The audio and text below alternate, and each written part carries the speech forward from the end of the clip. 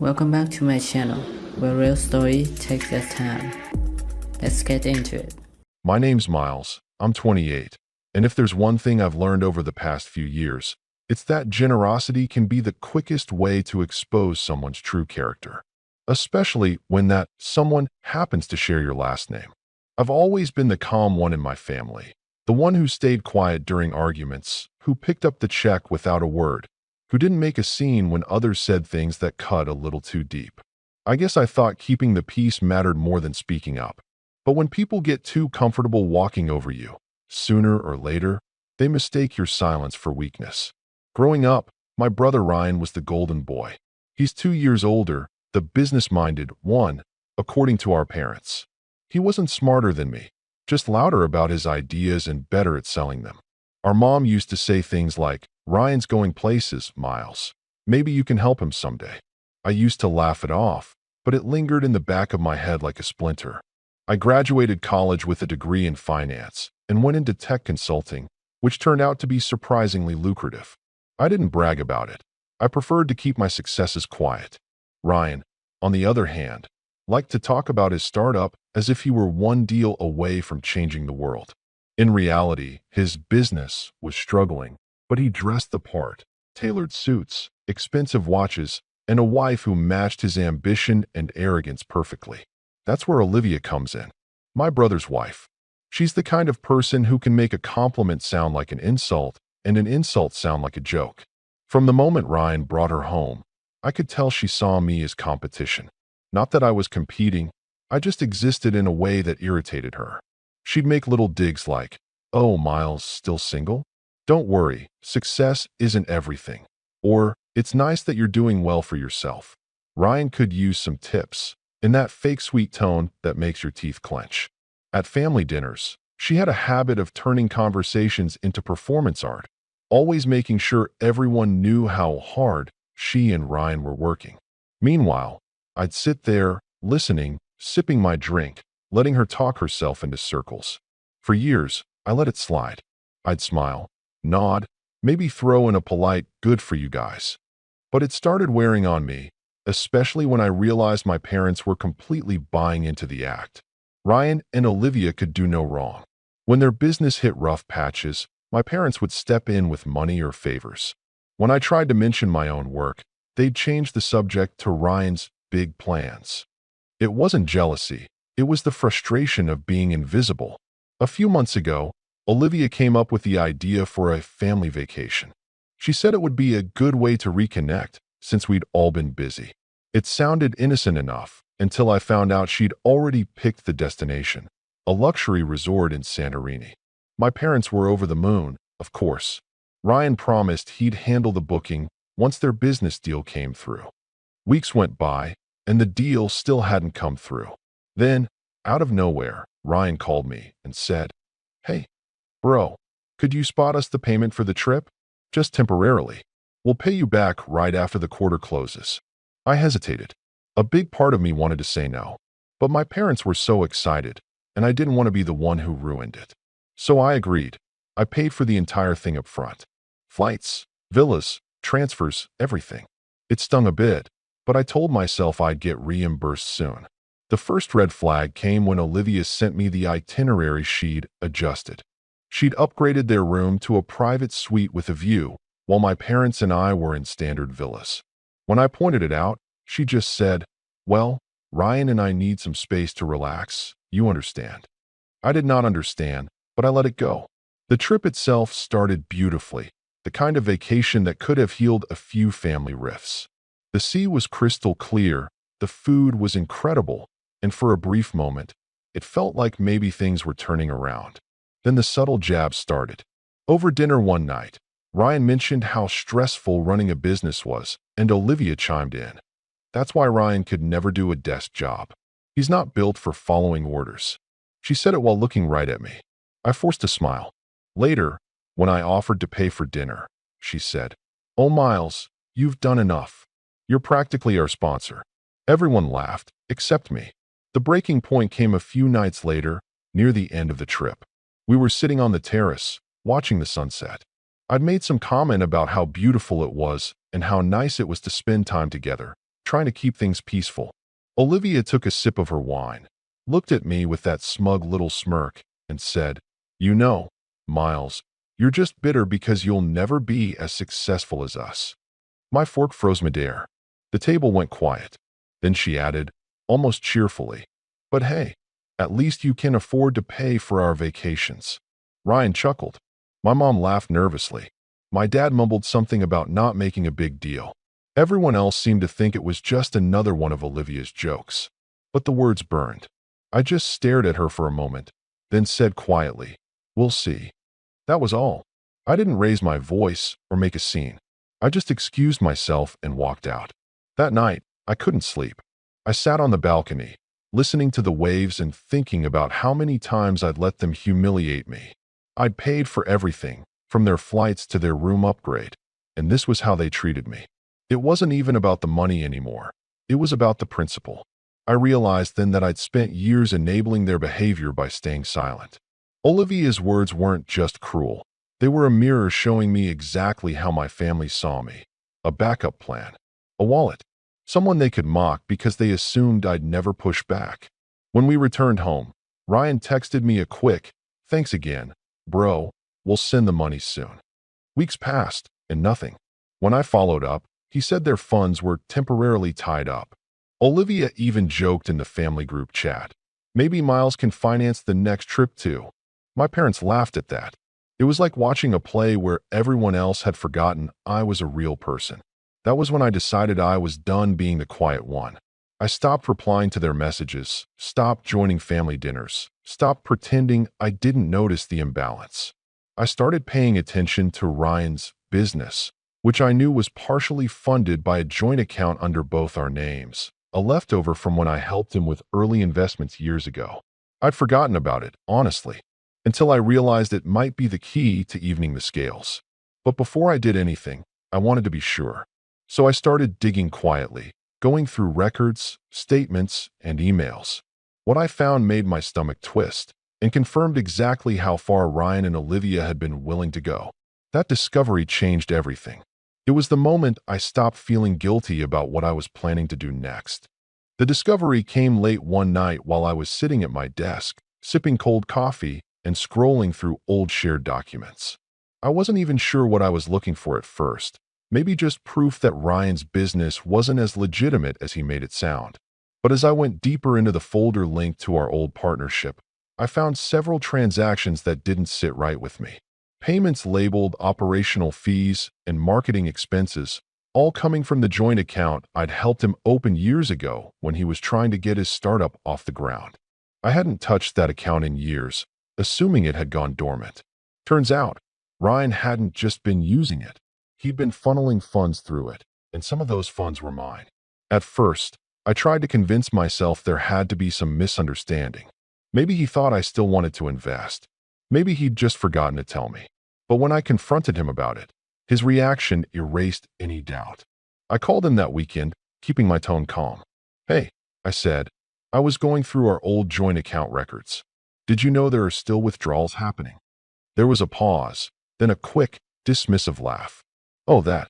Yeah, I've been using it for small transfers. It's just easier. The business card is linked to it." "Easier," I repeated. "Ryan, that's still half my money. You didn't think to tell me." He sighed, as if I were the unreasonable one. "Miles, it's not that deep. You barely use that account, and I'm keeping the business alive. Once things take off again, I'll pay you back tenfold." That phrase, "once things take off," was his favorite excuse. It was his way of kicking the can down the road. But this time, I didn't let it slide. "You've already been using it, and I didn't agree to that," I said quietly. "Miles, come on," he said, his voice shifting to that tone he used when he wanted to end an argument. "Don't start getting territorial about this. You're doing fine for yourself. It's not like you're hurting for money." That hit harder than I expected. It wasn't about the money. It was about the lack of respect. He was talking to me like I was a child, not his equal. I hung up before saying something I'd regret, but the call replayed in my head all night. I couldn't shake the realization that this wasn't the first time Ryan had taken advantage. It was just the first time I'd caught him red-handed. A few days later, my mom called to invite me over for dinner. I almost said no, but curiosity got the better of me. Maybe I just wanted to see how they'd act around me now that I knew the truth. When I arrived, Olivia was already there, leaning against the kitchen counter with a glass of something sparkling. Ryan stood beside her, laughing about something my dad had said. As soon as I walked in, Olivia turned to me with that bright, performative smile. "Miles, look who finally decided to join us." "Busy week," I said simply. She smirked. "Ah, yes, the mysterious, hard-working bachelor." I ignored her and set the small box of pastries I'd brought on the counter. My mom immediately fussed over them, saying, "Oh, you didn't need to bring anything." "I know," I said. "I wanted to." Dinner started out politely enough. My parents asked about work, but as usual, the conversation quickly turned toward Ryan and Olivia. They were apparently on the verge of signing a major contract. Olivia talked about it like it was already a done deal, describing how they'd finally be able to move into a real office space. "That's wonderful," my mom said warmly. "You two deserve it after all your hard work." Ryan grinned. "Yeah, it's been a grind, but we're almost there." Then he added, glancing at me, "Might even be time to hire a financial consultant. Maybe my little brother here can give us the family discount, huh?" Olivia laughed, that sharp, practiced laugh that made my stomach turn. "Oh, please, Miles doesn't do discounts. He charges premium rates, which, to be fair, he can afford." The implication hung in the air. Miles doesn't need help. Miles has money to spare. My parents chuckled awkwardly, and I forced a smile, though every muscle in my jaw ached. Halfway through dinner, my dad mentioned the vacation again, saying how nice it would be to do something similar next year. I said nothing, but Olivia jumped in. "Yes, I was actually thinking about that. Maybe somewhere more tropical next time, like Bora Bora." My mom's eyes lit up. "That sounds amazing." Ryan smiled, placing a hand on Olivia's arm. "We'll make it happen, especially if the next quarter goes as planned." Then Olivia turned to me. "Miles, you'll come too, right? Maybe you can help us book again. You're so good with those things." The table went quiet for a beat. I looked at her, and for the first time, I didn't hide the irritation in my voice. "I think I've done enough of that." Her smile faltered just slightly before she caught herself. "Oh, come on, don't be so serious. It was just a joke." "Right," I said, "like the last one." The tension was thick enough to slice through. My dad cleared his throat, trying to move on, but I could feel Olivia's eyes on me, studying my reaction. I think she realized something had changed. After dinner, while my parents were cleaning up, Ryan pulled me aside. "What's your problem tonight?" he asked in a low voice. "I don't have a problem," I said. "I'm just done being your personal ATM." His expression hardened. "Don't make this into something it's not, Miles. You're overreacting." "I'm not," I replied, "and I want my name off that account. Today." He blinked. "You're serious?" "Very." He let out a short laugh. "Fine. If it means that much to you, I'll handle it. But you should really learn to relax. We're family, not competitors." That word, competitors, made my stomach twist, because that's exactly how he saw me. Over the next week, I waited to see if he'd actually follow through. He didn't. Instead, Olivia began posting photos online about their business milestones, shots of new equipment, office renovations, and a client appreciation event. Every post had the same undertone. "Look how successful we are." I noticed, though, that some of the things they were celebrating didn't add up. The timeline was off, the numbers didn't make sense, and the company name had quietly changed. It was subtle, but it was there, a quiet attempt to distance the business from anything that could be traced back to me. When I brought this up to Ryan in another text, he brushed it off again. "It's just a rebrand. Nothing shady." I didn't respond, but I started saving everything: messages, screenshots, bank records. A few days later, I stopped by my parents' house again, and Olivia was there alone, helping my mom with some party planning for my dad's birthday. The second I walked in, I could tell from her tone that she'd been waiting for me. "Miles," she said sweetly, "we were just talking about how you've been so distant lately. Everything okay?" "Fine," I said. She tilted her head. "You sure? Ryan said you've been acting tense." I gave her a thin smile. "Maybe that's because I'm tired of being treated like a backup plan." She blinked in feigned innocence. "Oh, don't be dramatic. Your family. We all help each other. Funny, I said. Seems like that help only goes one way. Her smile tightened. You really should let go of that vacation thing, Miles. Holding grudges isn't healthy. You paid because you wanted to. No one forced you. That was the moment I realized she genuinely believed her own narrative. In her mind, she and Ryan were entitled to my generosity. Anything I gave was simply fulfilling my role as the reliable, lesser brother. I didn't argue with her. I just nodded slowly and said, You're right. I did pay because I wanted to. But things are going to be a little different from now on. Something flickered in her expression, not fear, exactly, but uncertainty. She opened her mouth to say something, but my mom came back into the room, breaking the moment. For the rest of the afternoon, Olivia avoided me.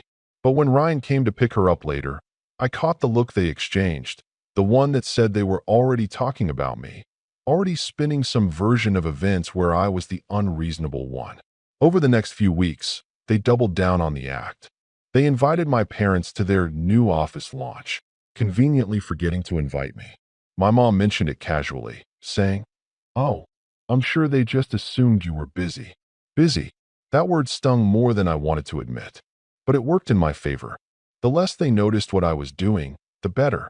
Because while they were busy flaunting their so-called success, I was quietly preparing to make sure they'd never laugh at my expense again. I didn't see it coming. Not directly. Not until the damage was done and I was left staring at the evidence, my chest tightening in disbelief. It started like any other day. I was checking some of the old business records I'd been quietly keeping tabs on, making sure I had a clear picture of Ryan and Olivia's dealings. Partly because I didn't trust them, and partly because I needed to understand how far they'd go to rewrite the story of their success. I hadn't told anyone I was looking, and honestly, I thought I was just being cautious. Then I got a call from someone unexpected, the leasing office for the building where the business had been operating under both my name and Ryan's. A polite, clipped woman said, Mr. Miles, we need to speak regarding the lease renewal for the commercial unit under your name. I froze. My name? On the lease? I hadn't signed anything recently. Every record I'd kept made it clear. I was supposed to be removed from the paperwork months ago. I asked her to clarify, my voice tighter than I intended. She hesitated, then said, It seems that the lease renewal was processed last week. We have the signatures on file, and we also noticed a payment had been made from your bank account for part of the renewal. I blinked, my mind scrambling. That's impossible. I haven't authorized any payments for this. There was a pause. Well, the system shows it as processed through the online banking portal linked to the account under your name. Perhaps someone else with access used your credentials? Someone else with access. My stomach sank immediately. Only 2 people had access, Ryan and Olivia. I swallowed hard and asked her to send me copies of the documents. By the time they arrived, the color had drained from my face. There it was in black and white. My signature, my name on the dotted line, renewing a lease for their office space. Not only that, but the lease was backdated, meaning the transaction was finalized weeks ago, and I'd had no knowledge until now. The kicker?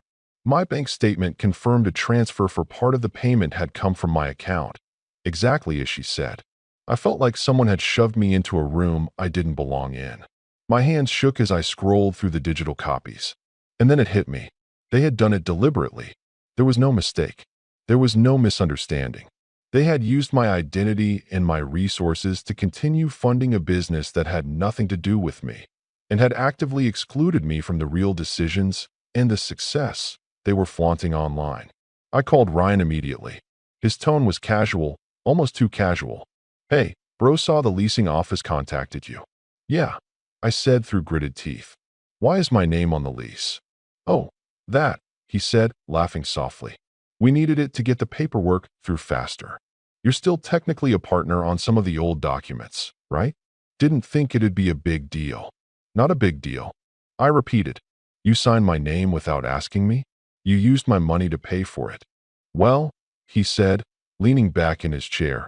The account had your money, so technically, it's fine. You don't want to be in the mix anymore, right? No, I said, my voice trembling now. I definitely don't. Okay then, chill. I'll fix it. No harm done. I hung up and stared at the wall. No harm done. That was their message, their justification. To them, using me as a resource, a placeholder, a credit line, that was harmless. That was acceptable. And Olivia? I didn't need to hear from her. I knew exactly how she'd respond. Charming, apologetic, but with a smug little undertone that made it clear she'd done it to show dominance, to prove I was powerless. I couldn't breathe properly. I left the apartment and wandered the streets for hours, replaying everything in my head. Every insult, every joke, every time I'd been treated as less than a person in my own family. It all came crashing down at once. Olivia's words from Santorini, the way they laughed when she called me a sponsor, it all made sense now. They didn't just look down on me. They needed to control me. They needed to make me feel like a patsy. And this was their masterstroke. When I got home, I checked the business account again. Sure enough, transactions had continued, funneling money out, some labeled office supplies, some marketing events. I couldn't even see the real finances anymore because they'd restructured everything under new corporate names and LLCs I had no access to. My signature was forged, my money was used, and I had been erased from the decisions entirely. That night, I couldn't sleep. I kept imagining confrontations, yelling, slamming doors, everyone pointing fingers. But deep down, I knew that wasn't me. I wasn't going to let them push me into being reactive. I needed to be calculated. I needed a plan. The next day, I confronted my parents first. I couldn't wait any longer. I laid out what had happened, showing them the documents. "Look at this," I said, keeping my voice calm but firm. "This is my signature. This is my money. And I wasn't asked about any of it." My mom stared at the papers, her mouth opening and closing like a fish. My dad rubbed his forehead. "Miles, I'm sure there's some misunderstanding." Maybe Ryan thought. "No," I interrupted.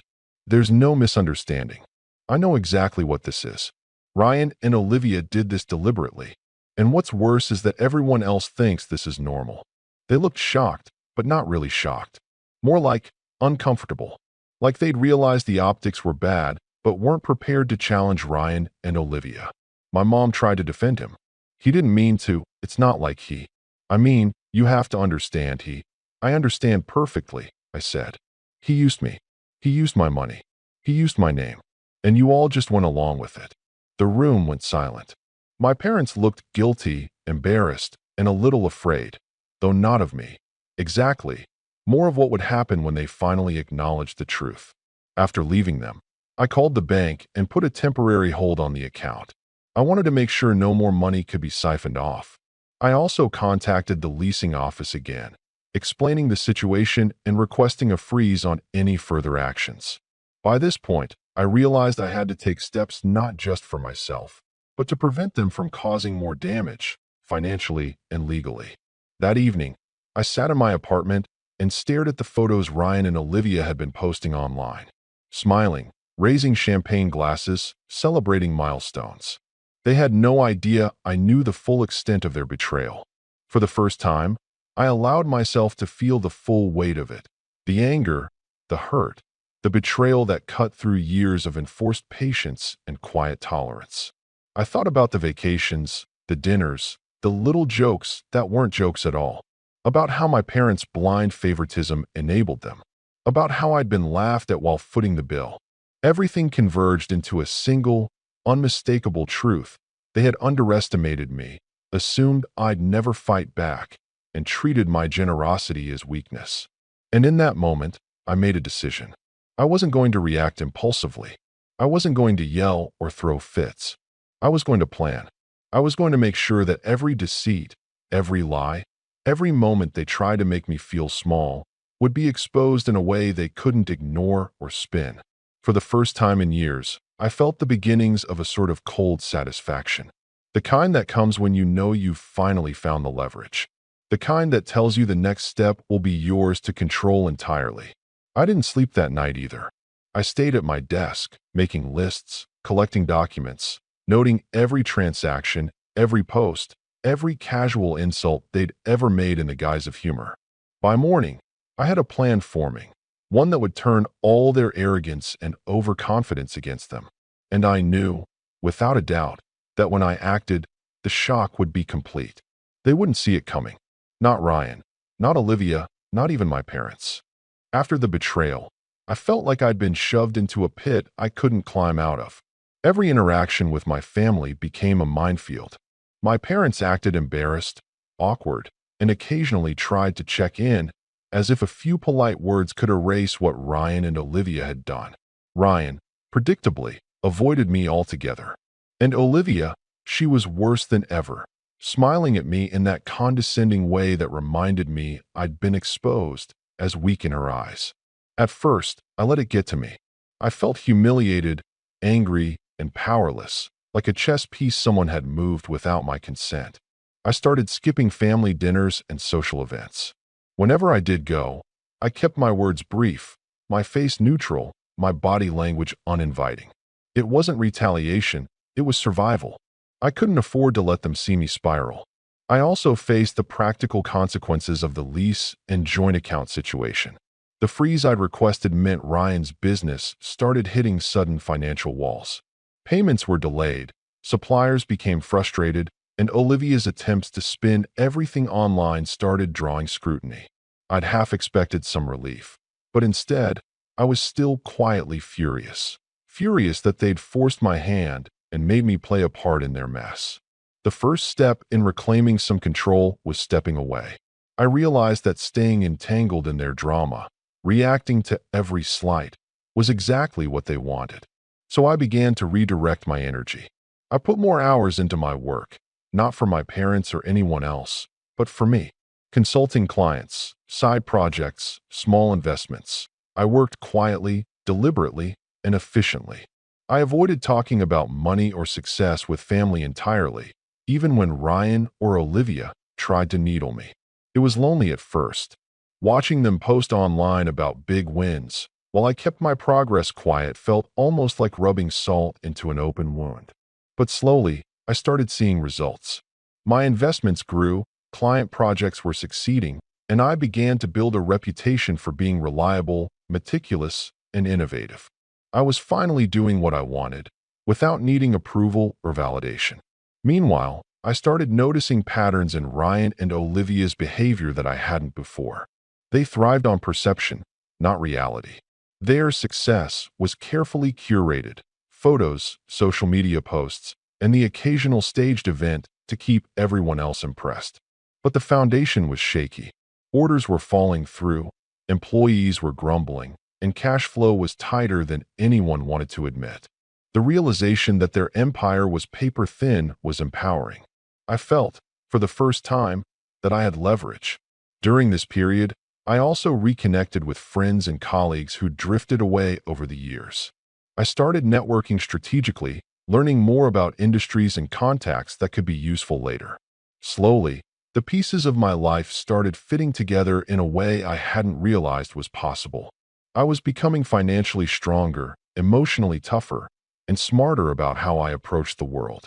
At home, my family continued to ignore the obvious cracks. My parents still defended Ryan and Olivia, brushing off concerns with vague reassurances about hard work and family loyalty. But I noticed subtle changes in their behavior too. My dad, who used to speak over me, now asked my opinion on small matters, almost cautiously. My mom's questions became tentative, sometimes phrased as if testing the waters. They were aware something had shifted, even if they couldn't put a name to it yet. Ryan, meanwhile, began showing cracks I hadn't anticipated. Emails accidentally revealed expenses that didn't match what he claimed.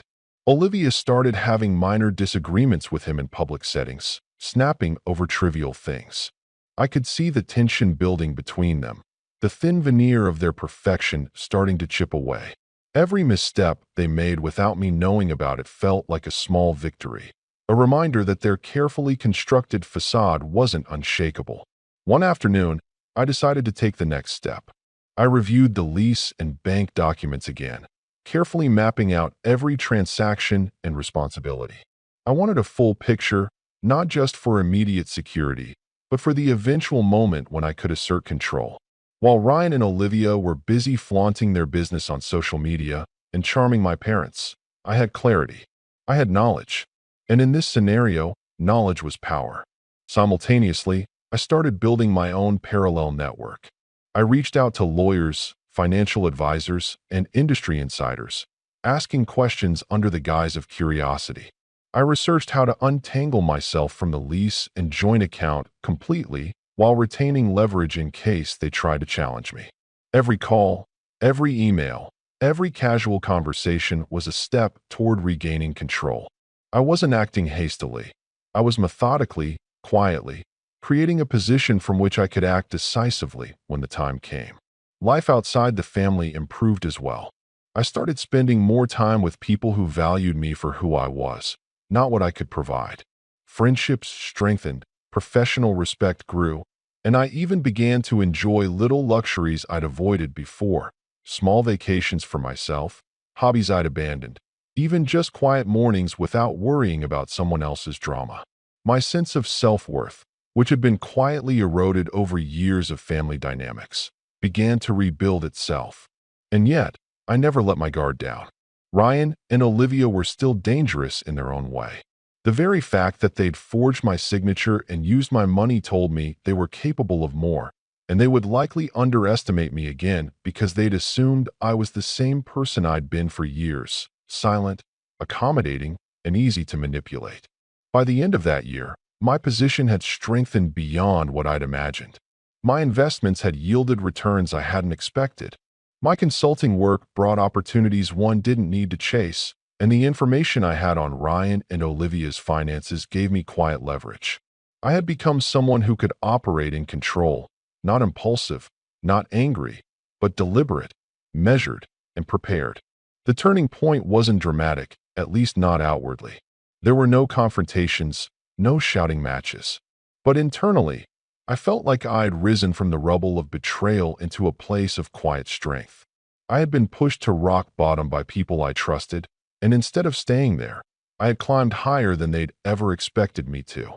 Every time Ryan boasted about some new deal, every time Olivia posted another staged photo online, I smiled privately, knowing the real foundation beneath it was weak. I wasn't just surviving. I was positioning myself to outmaneuver them entirely, and they had no idea I was already 10 steps ahead. I began planning, mentally charting how I would approach the moment when the scales could be tipped. It wouldn't be loud or messy. It would be strategic, unassailable, and satisfying. The kind of quiet, controlled victory that left no room for denial. For the first time in my life, I felt like I held the reins, not them. And the best part? Ryan and Olivia didn't suspect a thing. They thought I was still reeling, still bitter, still powerless. That underestimation would be their undoing. I didn't rush. I waited. I watched. And slowly, meticulously, I gathered the tools I would need to ensure that when I finally made my move, there would be no going back. The rise was quiet, almost invisible to the outside world, but inside, I felt a growing sense of inevitability. The people who had tried to erase me, belittle me, and take what was mine were about to see exactly what happens when you underestimate someone who has nothing left to lose, but everything to gain. The thing about getting pushed into a corner is that it forces you to learn how to crawl out, and sometimes the best way up is the one you build yourself. After months of quiet digging and rebuilding my life, the moment to actually set a plan in motion came from the last place I would have guessed, my work. A mid-sized client of mine, a payments compliance firm, hired me for a short-term engagement to help tighten their fraud detection workflows. I took it because it was good money and because, frankly, I liked the work. I didn't tell anyone it might also be the most useful thing that's happened to me since the lease discovery. On day 2 of the project, I was in a conference room with a team of analysts and legal experts going through their playbook. There was a conversation about linked profiles and beneficial owners that made my ears prick up, the exact kind of thing I'd been trying to map with Ryan and Olivia. I started asking questions, not in a probing, accusatory way, but in the way a consultant asks questions, curious, precise. One of the analysts, a woman named Priya, explained how small businesses try to obscure real owners through LLC chains, merchant account switches, and rebrandings to keep creditors off balance. She talked about how a forged signature in a lease or a misdirected payment can be used to bootstrap legitimacy for months before a regulator, landlord, or bank notices. She used clinical language, but I felt chilled. I knew those patterns intimately. I'd been living with the consequences of them. We started trading notes during breaks. I showed her, carefully, cautiously, redacted screenshots and timelines I'd compiled. She didn't gasp or act shocked. She threaded the info together, asked for dates, and then said quietly, "You might have more leverage than you think." That phrase hit me differently than any dramatic moment of anger had. Leverage. Not vengeance, not yelling, leverage. A day later, she introduced me to a partner at the firm who worked directly with banks on compliance escalations. They moved fast, not in a vindictive way, but in a procedural, efficient way that I respected. Within a week, I had access to people who knew how to trace funding through payment processors, how to flag suspicious merchant activity, and how to push for documentation from third-party vendors. They could, if convinced, get banks and payment gateways to take a second look. At the same time, I leveraged something else I'd quietly built during the rise months: capital.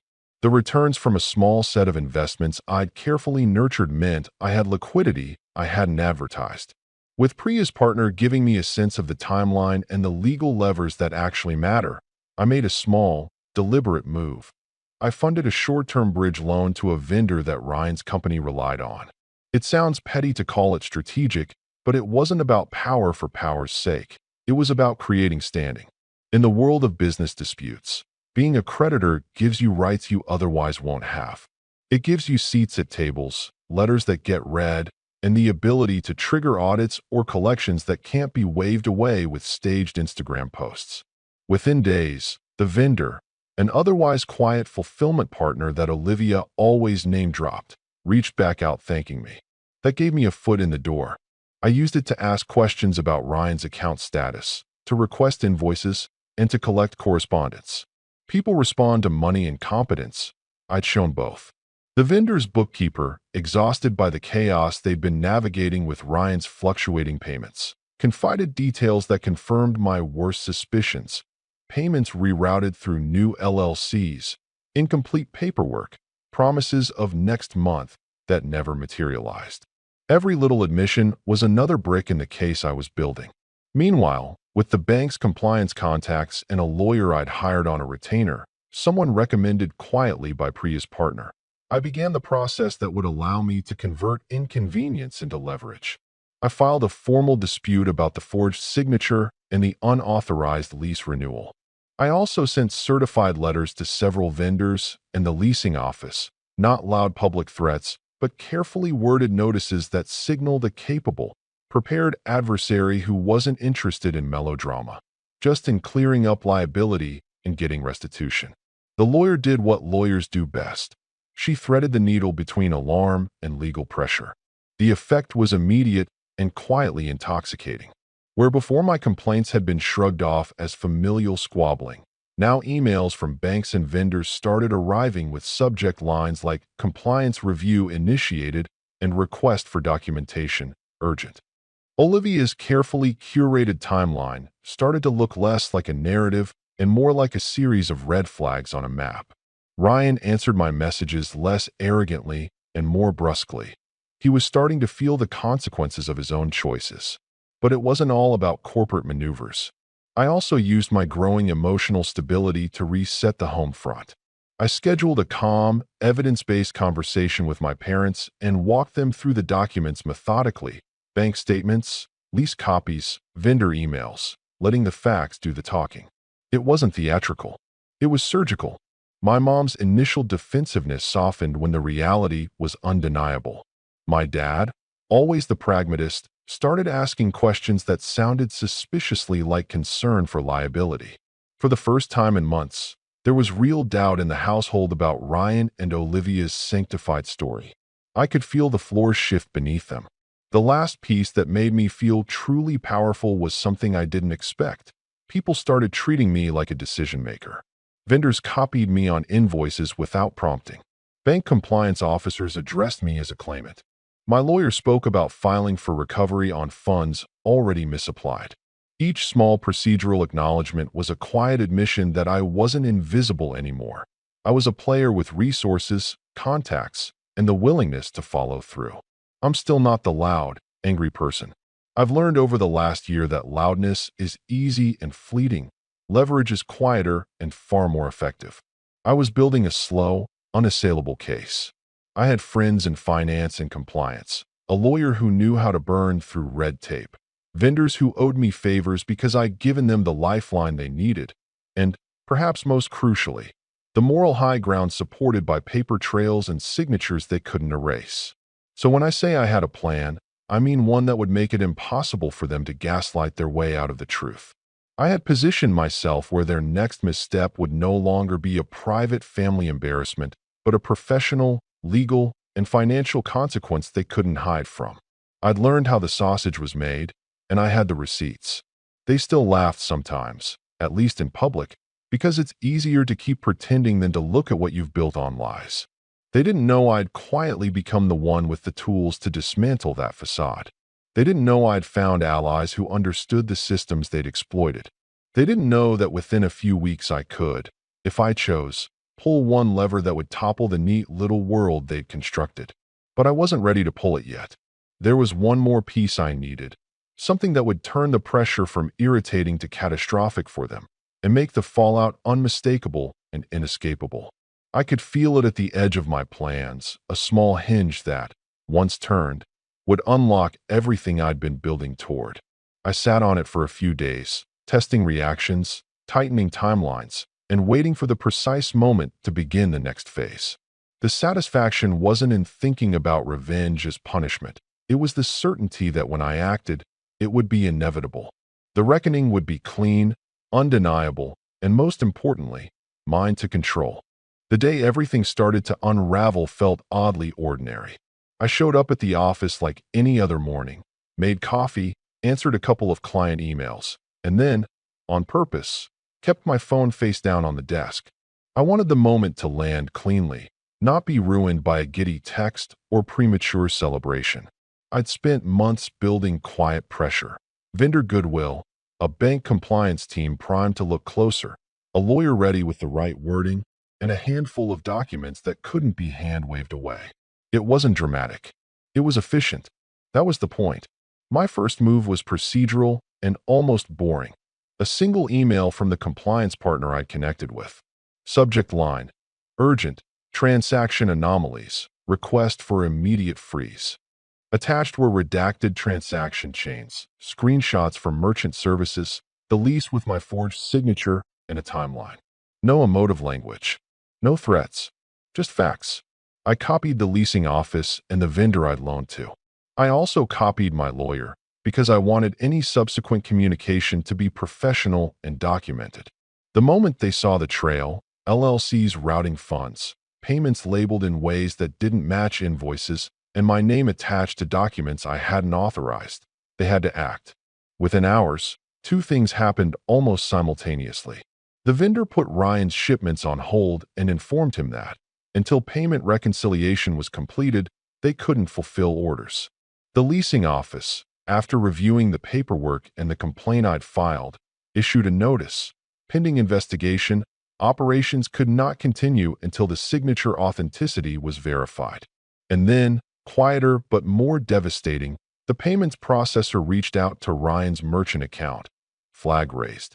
Temporary suspension pending documentation. Banks don't freeze accounts for drama. They freeze when there's a clear compliance trigger. I'd given them one. Ryan called me within 20 minutes, tone sharp and confused. "What are you doing?" he demanded. "Who told you to?" "Compliance did," I said, calm. "There were transactions that needed reviewing." "You put them up to this," he huffed. "You called the vendor?" "I gave them context," I said. "There are unresolved liabilities tied to your operations. I didn't want anyone else hurt." He laughed, a brittle sound. "You think this is going to hurt us? You think your paperwork will stop what we've been building?" It felt strange to be so composed while watching the wheels come off their life. I had little else to say. I didn't want them to keep taking from me, I replied. I wanted this fixed. Then I hung up before either of us said something we would regret. The real payoff wasn't in Ryan's anger. It was in the slow, inexorable unspooling. Their client appreciation event, one of Olivia's staged moments designed to signal legitimacy, fell apart that afternoon. The caterer, copied on an invoice I'd flagged, sent a polite note that payment was delayed. A photographer messaged the event planner that their contract was on hold. Guests who'd RSVP'd started getting text messages about logistics issues and unforeseen delays. I didn't attend the event. I watched from a distance as the caterer's trucks idled and the linen company refused to release rentals until invoices cleared. People began to whisper. Olivia posted a smiling story with a sunset and a caption about resilience, the kind of performative optimism that doesn't hold up under inspection. When Ryan went to access funds for a last-minute transfer, he got the message. The merchant account had been suspended. Panic set in like cold water. He called Olivia. They yelled, then tried to call vendors, then tried to charm my parents into stepping in. My parents did what parents do first. They tried to mediate, to find a quick fix. But mediation doesn't unlock frozen merchant accounts or reverse suspicious payment flags.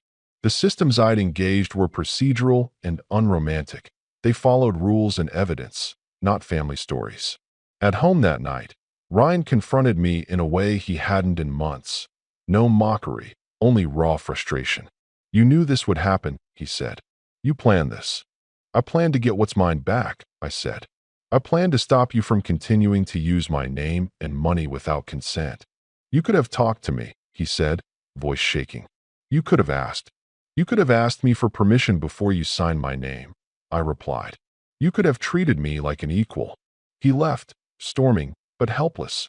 Olivia stayed, fingers tight around a glass she didn't finish. Her face was a mix of anger and disbelief, the arrogance fading as the practical consequences closed in. That was the strangest part, the shift from theatrical confidence to quiet scrambling. They were suddenly forced to deal with invoices, compliance forms, and the kind of proofs that didn't respond to charisma. In the next 48 hours, calls kept coming. The vendor I'd funded privately demanded reconciliation or legal notice. The leasing office requested a handwriting analysis and threatened to begin eviction proceedings if the authenticity of my signature was proven false. The payments processor asked for proof of beneficial ownership. My lawyer sent a stern, precise letter outlining potential civil claims and the steps being taken to recover misapplied funds. None of it was theatrical. None of it required me to posture. It required patience and the right people doing their jobs. And they were doing them. There was one scene, though, that felt like a small, private victory. My parents calling me, voices hushed. Miles, my mom said, we didn't realize it was this bad. My father's questions were practical, worried. How do we fix this? They asked. I walked them through the immediate next steps. What the lease investigation would entail, what documentation the bank needed, how to protect their own liability. For the first time in years, they listened to me the way I'd always wanted, as someone competent and decisive, not as the background helper. By the end of the second day, Ryan and Olivia were reduced to scrambling for Band-Aid solutions. Hurried calls to unsecured lenders, frantic social media posts trying to rally sympathy, and wooed pleas to a handful of friends to vouch for them. None of those things unfreeze accounts, pay vendors, or reverse compliance flags. The real damage was procedural and cumulative. It built on itself. Each vendor hold, each suspended merchant account, each refusal to process payments made the next day harder for them.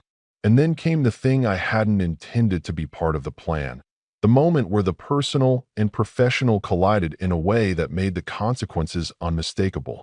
Ryan, who had always been the one to talk loudly to cover up insecurity, tried to access an account and was met with an automated notice. An investigation had been opened into fraudulent use of an authorized signer.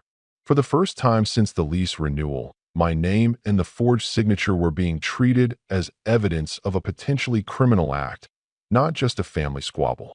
He stared at the screen for a long time, and in that silence I realized how fragile the world he'd built really was. Olivia's phone buzzed constantly with messages she couldn't answer without creating more paper trails. My parents sat across from each other, pale and unsure. having to face the fact that their favorite narrative had holes big enough to fall through. I won't pretend I was giddy. There was a solemnity to it, an awareness that lives could be upended and that I had to own the fallout I'd initiated. But there was also a deep, steady satisfaction that the systems I'd quietly understood and engaged were doing their job, turning manipulation into verifiable fact. Just as I allowed myself the small relief of seeing the plan work, my phone lit up with a text from an unknown number. We recovered an estranged invoice. Call us ASAP. The vendor's bookkeeper, the one I'd quietly helped months ago, had found something in their ledger that didn't add up, an extra payment flow they couldn't explain. I answered, and as the bookkeeper began describing dates and amounts, I felt a new, sharp twist of anticipation.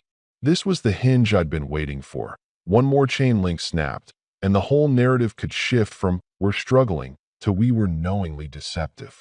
I lowered the phone and looked at the ceiling, thinking of how quickly silence had turned into consequence.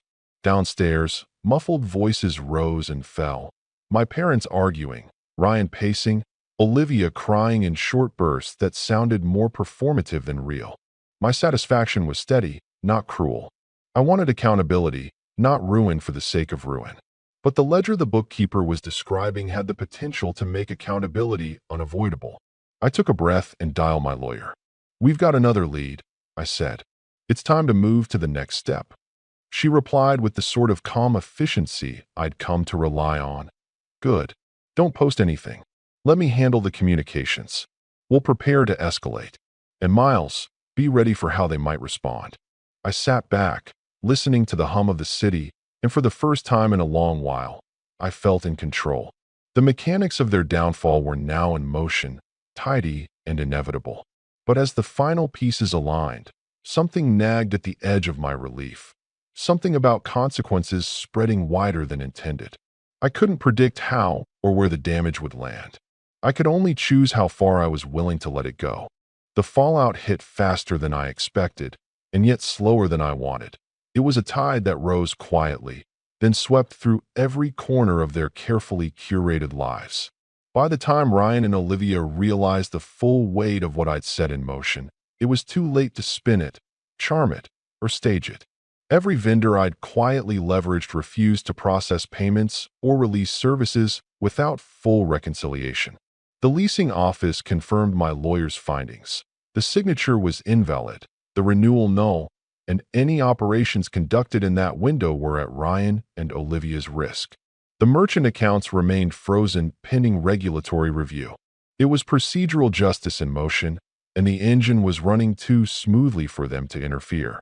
Ryan tried every tactic he knew: charm, guilt, panic, even thinly veiled threats. "Miles, you don't understand. This will ruin everything. We can fix it if you just—" I didn't answer. There was nothing to negotiate. His voice, usually so commanding, was tight with desperation. Olivia tried to cry, tried to blame me, tried to rally my parents as if they could intervene and reverse the cascade I'd triggered. My parents, pale and uneasy, had already learned the lesson the hard way. Defending the entitled would no longer shield them from consequences. The first real blow was financial.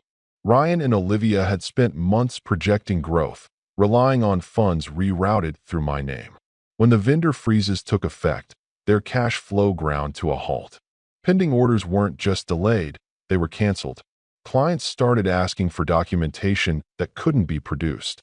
Emails from anxious partners and suppliers arrived faster than they could answer. Every attempt to patch things was met with a wall of professional scrutiny I'd quietly lined up months ago. Then came the social and personal collapse. Olivia's social media, previously a showcase of curated triumph, started receiving pointed questions and subtle commentary about inconsistencies in business claims. Friends and colleagues, previously impressed or charmed by her and Ryan, began seeing cracks in the facade. I hadn't needed to involve anyone publicly. It happened organically because the documents and actions I'd set in motion made it unavoidable. The world outside their little bubble started noticing that their empire wasn't what they claimed. Ryan called my parents in a frenzy one morning, demanding answers. "This is a disaster. Everything is falling apart. Why is Miles letting this happen? My mom, voice shaky but firm, said, Ryan, this isn't up to us. It's on you and Olivia. You made your choices. That's the moment I realized something I hadn't allowed myself to fully hope for. My parents were no longer complicit in their lies. My leverage was now unchallenged even at home. By midweek, auditors and compliance officers had stepped in. Bank accounts were scrutinized, vendor relationships scrutinized, and the company's ability to operate was effectively frozen. Olivia's calls to my parents, her pleas, and even Ryan's increasingly frantic emails accomplished nothing. My lawyer had positioned every move so that reversal was impossible without admitting wrongdoing. Every attempt to salvage their reputation, financial or otherwise, required them to acknowledge that they had used my name and resources improperly. I never gloated. I wasn't proud of their panic. I was proud of the justice of it. Months of humiliation, the sleepless nights, and the careful planning had led to an outcome that wasn't about vengeance, but accountability. And they learned that lessons taught by fact, procedure, and leverage are lessons that last. One afternoon, Ryan stormed into my apartment, breathless and flushed. Miles, this is insane. We need to talk. I let him fume in the entryway, his anger sputtering without effect. Olivia trailed behind him, wringing her hands, her eyes wide with disbelief. I simply stood, arms crossed, calm. You've been warned, I said softly. Every choice you've made has consequences. You knew the rules, and you chose to ignore them. Nothing here is personal. It's procedural. Ryan's face twisted in frustration, a mix of rage and helplessness. Olivia's mouth opened, as if to argue, but no words came. My parents watched quietly from the couch, eyes wide, finally seeing the boundary they had failed to enforce before. I walked past them, retrieved a copy of the bank reconciliation, and laid it on the table. Everything you've tried to control is documented, I said. The lease, the payments, the vendor obligations, it's all here. Every decision you made without me is now your responsibility, not mine. They stared.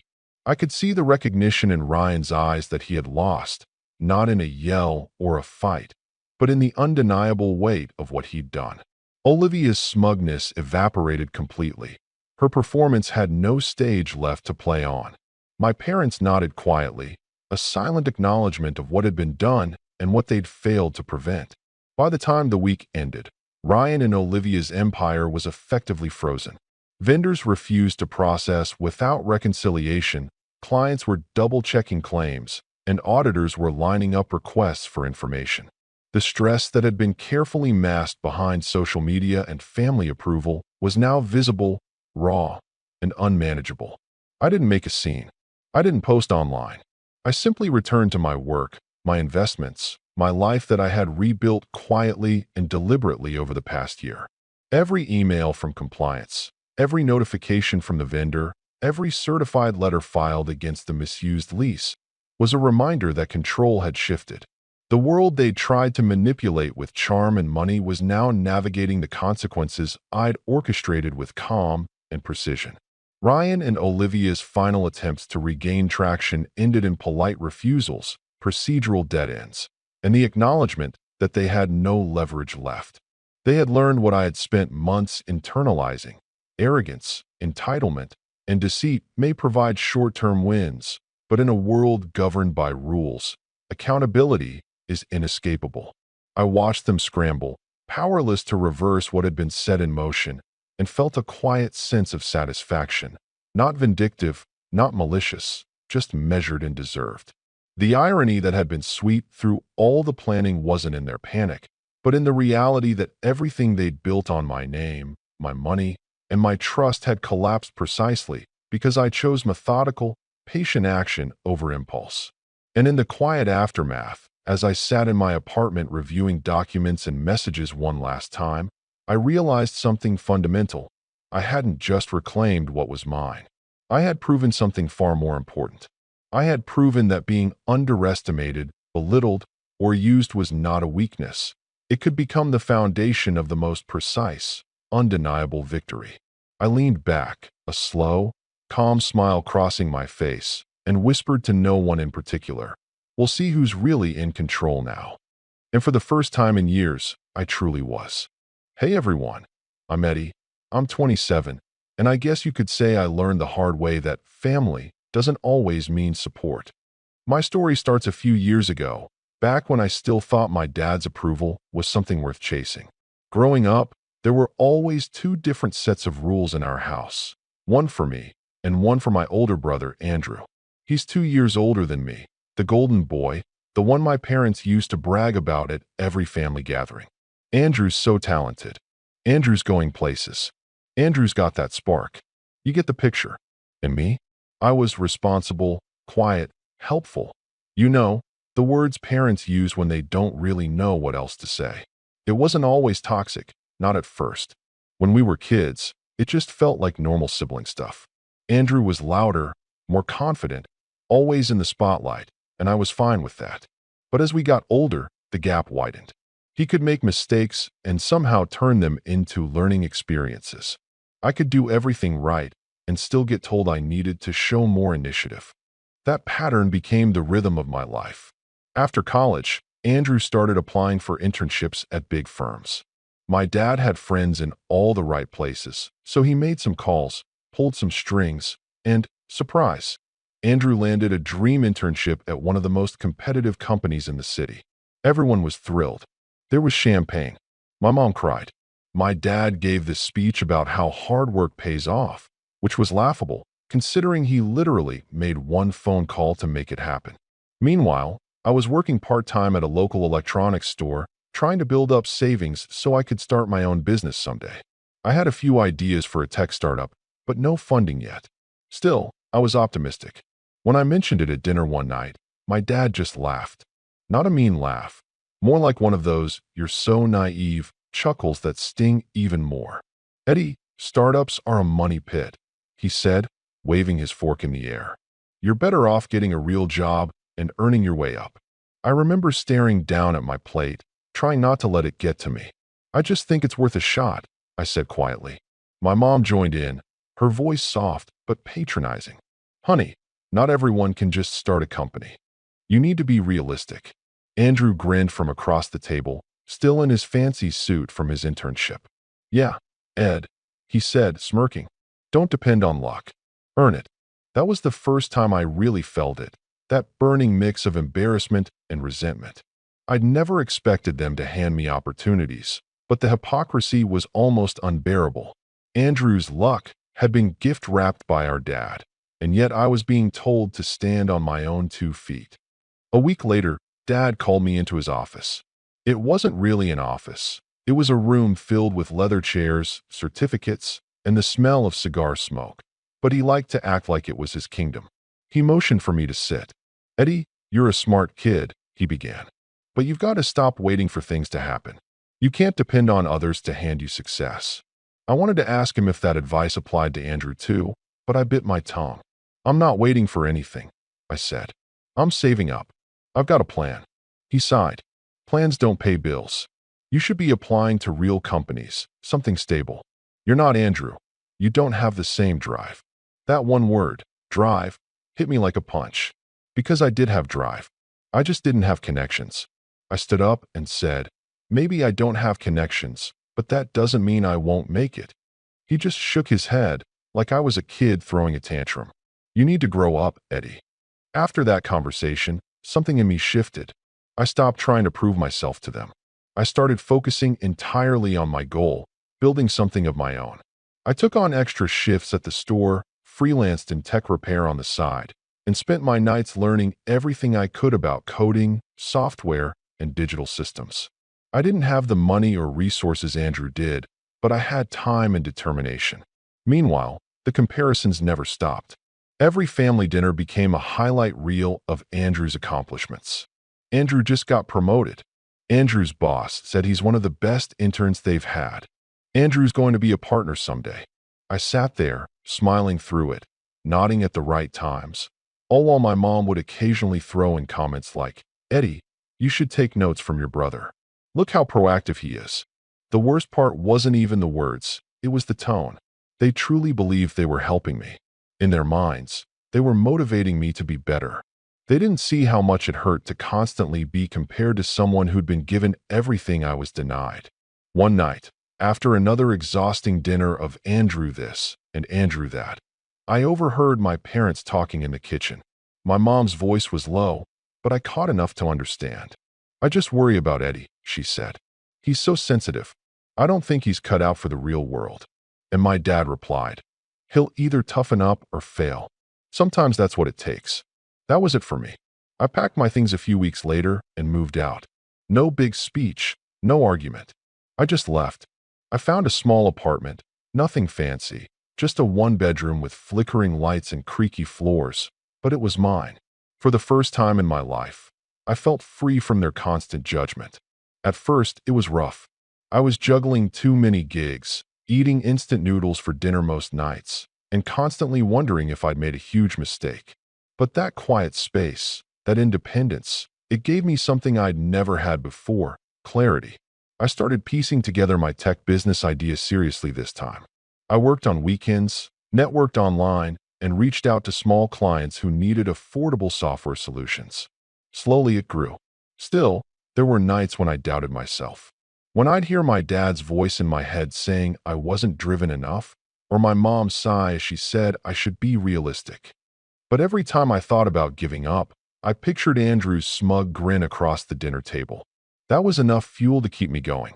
Months turned into a year, and I started landing bigger clients. My tiny operation was becoming something real, something with potential. I didn't tell my family about any of it. I wanted to wait until there was something undeniable to show for my efforts. But then one day, out of nowhere, my mom called.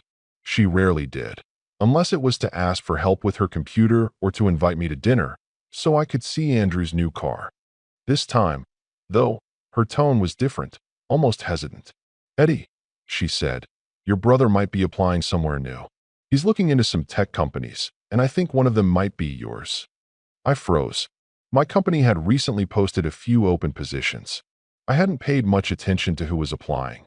I had a hiring team now, but the idea that Andrew might have sent in his resume made my stomach twist. I didn't say anything, just listened as she continued. "Wouldn't it be nice if you two worked together? You could help him get settled in." It was that same old tone again, the one that assumed I was still the lesser one, still the kid who needed to earn his place. And that's when it hit me. They had no idea who I'd become. I wasn't just doing fine. I was thriving. My business had expanded faster than I'd ever dreamed, and the company Andrew had worshipped for years, we'd just acquired one of their major clients. After that call from my mom, I couldn't stop thinking about it. The irony of it all almost made me laugh. For years, I'd been told to stop depending on others and earn my own luck, and now their precious Andrew might be depending on me without even realizing it. Still, I didn't say anything. I wanted to see how this would play out naturally. A few weeks passed, and things at my company, Lumitech, were going strong. I had a small but tight-knit team that genuinely cared about what we were building. We specialized in digital optimization and software solutions for mid-sized firms, the kind of work that wasn't glamorous but made a real impact. It had taken everything: sleepless nights, late meals, failed prototypes. But we were finally profitable, and I was finally living on my own terms. Then, one Monday morning, my HR manager, Jess, knocked on my office door. "Hey, Eddie, there's a name I think you might recognize," she said, holding a resume. I looked up from my laptop. "Oh," she smirked slightly. "An applicant named Andrew Larson. Says he has experience at Hensley Consulting."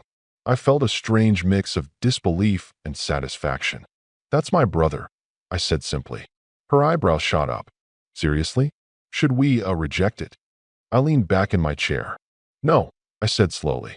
"Schedule an interview. I want to see how he handles it." She grinned. "Got it, boss." When I hung up later that day, I couldn't stop thinking about how surreal it was. The same brother who once told me not to depend on others was now, unknowingly, applying to my company. It wasn't about revenge, not yet. It was more about curiosity. I wanted to know if he'd changed, or if he'd still carry that entitled attitude that my parents had spoon-fed him his entire life. 2 days later, I got a call from my mom. I didn't pick up at first, but she called again and again. When I finally answered, She sounded cheerful in that forced, overly sweet way that always meant she wanted something. Eddie. Hi, honey. How are you? I'm fine, Mom. What's up? Oh, nothing much, she said, stretching out the words. It's just that Andrew mentioned he might have applied to your company. What's it called again? Lumitech. Lumitech, I corrected. Right. Anyway, I was thinking, it might be so good for both of you. You could help your brother get his foot in the door. You know how tough the job market can be. I clenched my jaw. I'm aware, I said quietly. Well, Andrew is just so hard-working, she continued, completely oblivious to my tone. And you're doing so well, Eddie. Maybe you can. What's the word? Mentor him. Mom, I interrupted, trying to keep my voice calm. We have a hiring process. If he's qualified, he'll be considered like everyone else. Oh, come on, she said with a laugh. Don't be like that. You know your brother's talented. You two could be such a great team. Sure, I said. We'll see. After we hung up, I sat there for a long time, staring at my screen. It was amazing how, even now, she couldn't help but frame it as me helping him, as if I owed him something. As if Andrew's career was always the main story, and I was just the side character there to make him look good. The interview day came, and I decided to quietly observe from behind the glass window of the meeting room. I didn't want to interfere. Jess and one of our senior engineers handled the questions. Andrew walked in with his usual self-assured grin, wearing a sharp navy suit and carrying himself like he owned the place. He didn't recognize me through the glass. Watching him, I could tell he expected the job to be his already. That same air of entitlement hadn't gone anywhere. When Jess asked him why he wanted to work at Lumitech, he leaned back and said, I think this company has potential. I'm good at bringing structure to smaller teams that need a little guidance. I almost laughed out loud. He talked like he was doing us a favor. He name-dropped our dad's company contacts twice and even mentioned family in the business world, without specifying who. After the interview, Jess came into my office, clearly unimpressed. So, I'm guessing we're not hiring him. Not yet, I said. Let's keep him on the pending list. Eddie, she said carefully. You know he doesn't have the right skill set, right?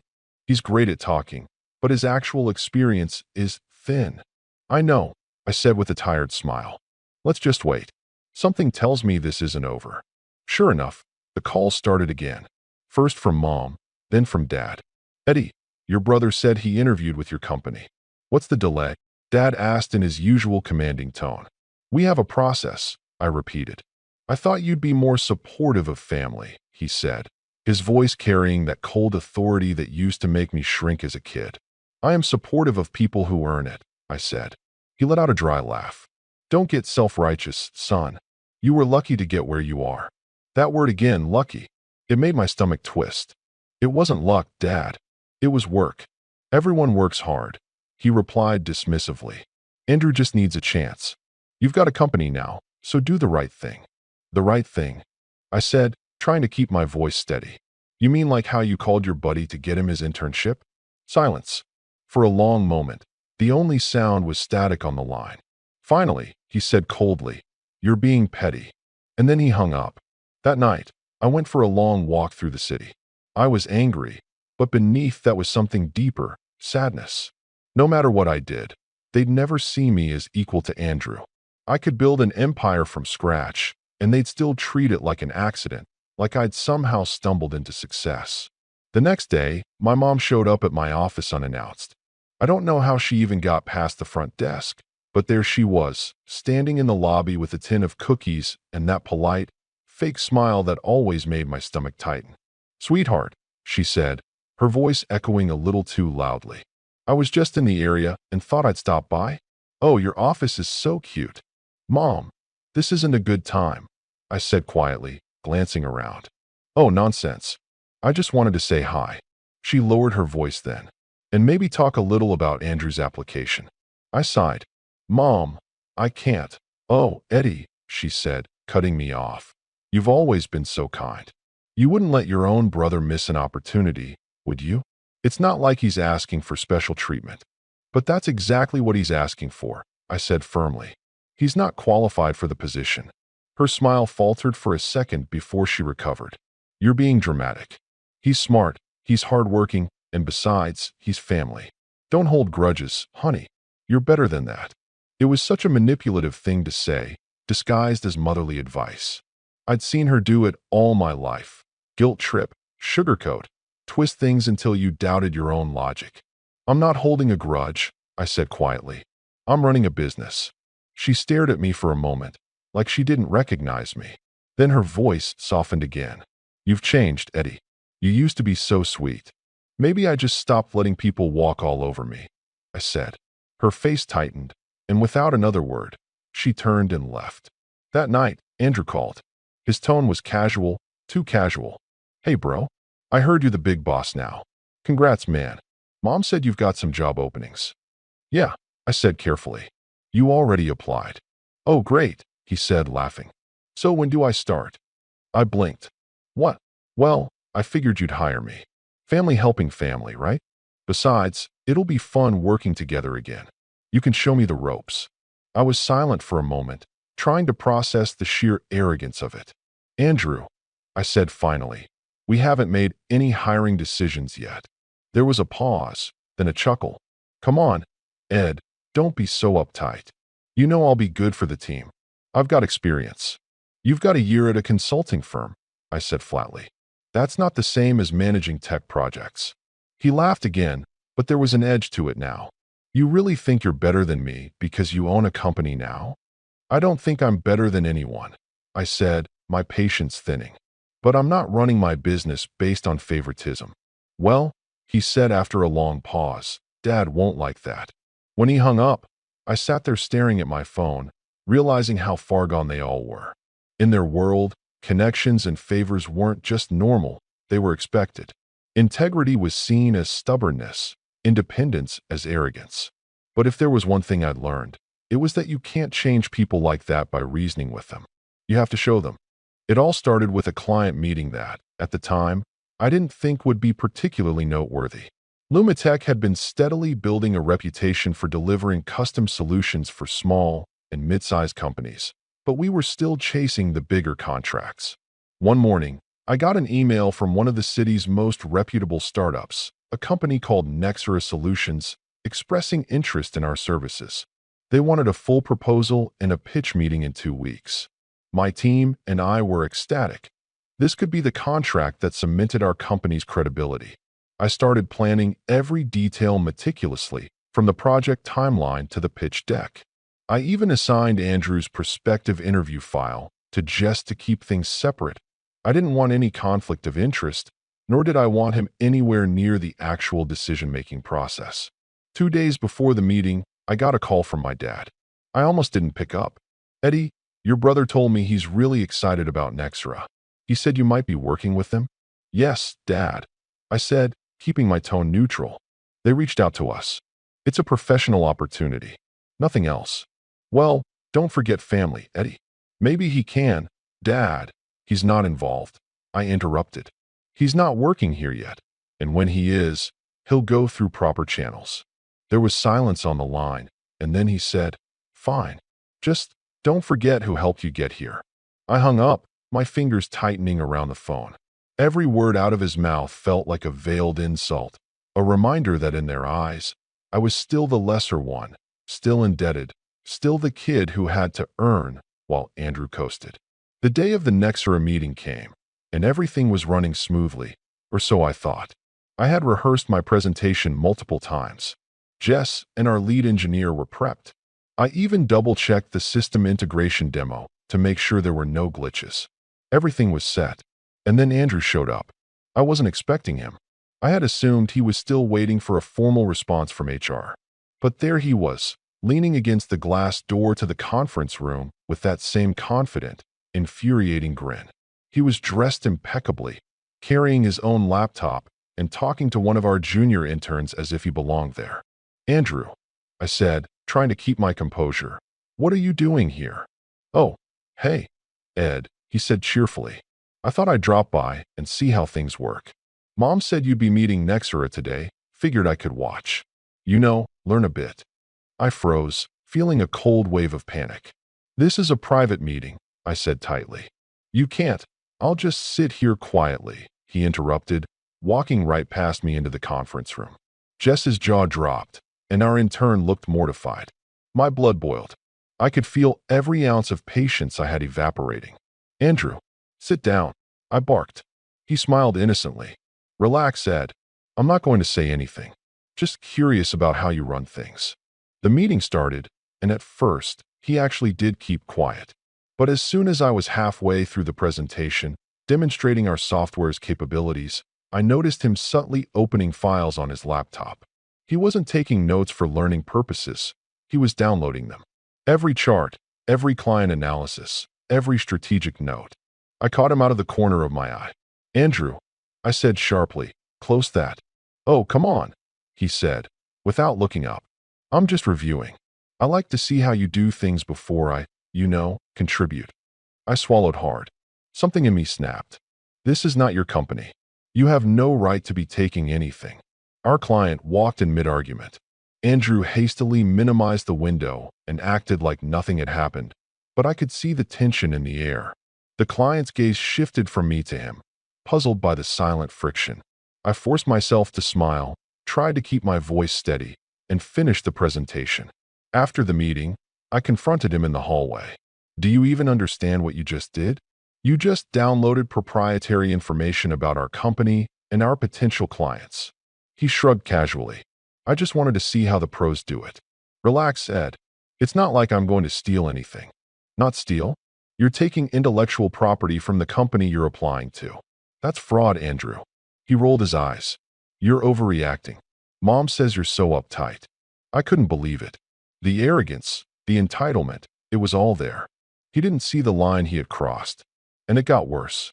2 days later, I discovered that he had sent that same information to one of my competitors, an email titled "Potential Partnership Opportunities at Lumitech," for review. I felt like I had been punched in the gut. My company, my team, months of effort, and he had jeopardized it all. I went home that night, staring at the ceiling, trying to process the betrayal. I couldn't understand how my own brother, someone I had grown up trusting to some degree, could do this. The worst part? My parents still had no idea what he had done. And even if they did, I knew they'd rationalize it. Andrew was family, so he could do no wrong. The next morning, I got an email from Nexera. They were concerned about the leaked materials. My stomach sank as I read their message. They hadn't outright blamed me, but the trust was shattered. They wanted reassurances that our data was secure, that our methods were proprietary. One more slip like this, and we could lose the contract entirely. I immediately called Jess and the rest of the team. "Lock everything down. Change passwords, revoke access, and get me the IP logs from the last week." By the afternoon, I had all the evidence I needed. Andrew had not only accessed the files during the meeting, but he had also emailed sensitive client proposals to someone outside the company. Every timestamp, every login, every click was documented. I couldn't sleep that night. I kept replaying his face, the smug little grin he wore like he was untouchable. For the first time in years, I felt true rage. Not just at him, but at my parents for raising someone who thought he could waltz into other people's lives, take what wasn't his, and face no consequences. The next day, I called my dad. I wanted to tell him, wanted him to understand the situation. "Dad," I said, "Andrew compromised a client meeting. He accessed confidential files, and now Nexera is threatening to pull out." There was silence on the line. Then he laughed. "Oh, come on, Eddie. Andrew wouldn't do that. Maybe it's a misunderstanding." "It's not a misunderstanding," I yelled, my voice shaking.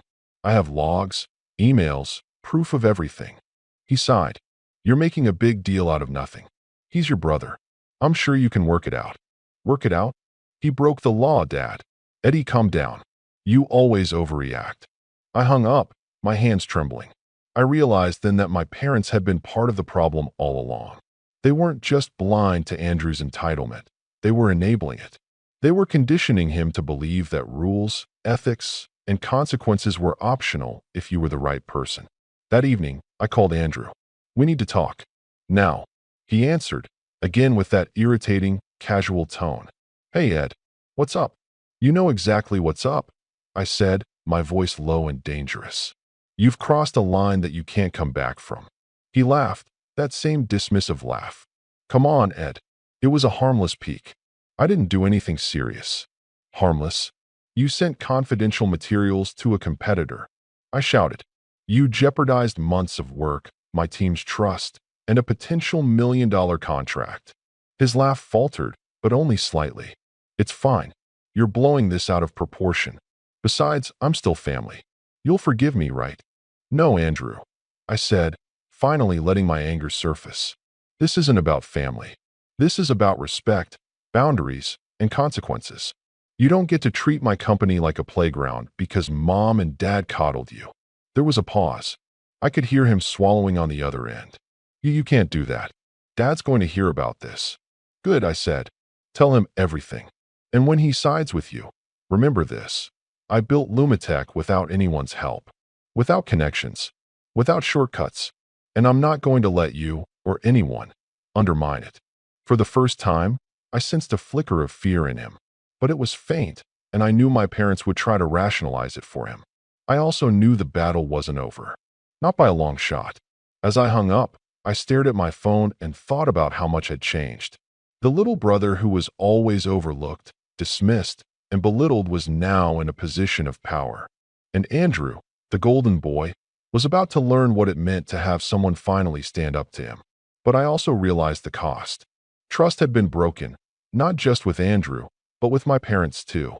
Their naive favoritism had created a ticking time bomb, and now I was standing right in the middle of it, ready to deal with the fallout. I looked at my laptop and opened the security logs. Every click he had made was there, recorded in cold, undeniable clarity. And as I stared at the trail of betrayal, a single thought crystallized in my mind. Andrew had made a mistake that was going to cost him everything. After the Nexera debacle, the next few weeks were a blur of stress, anger, and disbelief. I had expected some level of drama from my family, but the depth of their dysfunction hit me harder than I anticipated. The contract with Nexera was still technically salvageable, but it was hanging by a thread. Our reputation had been rattled, and even though I had the evidence to prove Andrew's betrayal, the thought of dealing with him, my parents, and the fallout all at once was exhausting. For the first time in a long time, I felt completely drained, like I'd been running uphill my entire life only to have someone deliberately throw a boulder in my path. I remember sitting at my desk late one night, staring at the city skyline outside my window, glass of water in hand, trying to process it all. Jess had left hours ago. The office was silent except for the hum of my laptop. I felt a pang of bitterness. Everything I had built, my independence, my company, my team, was being threatened by the same family that had spent years belittling me.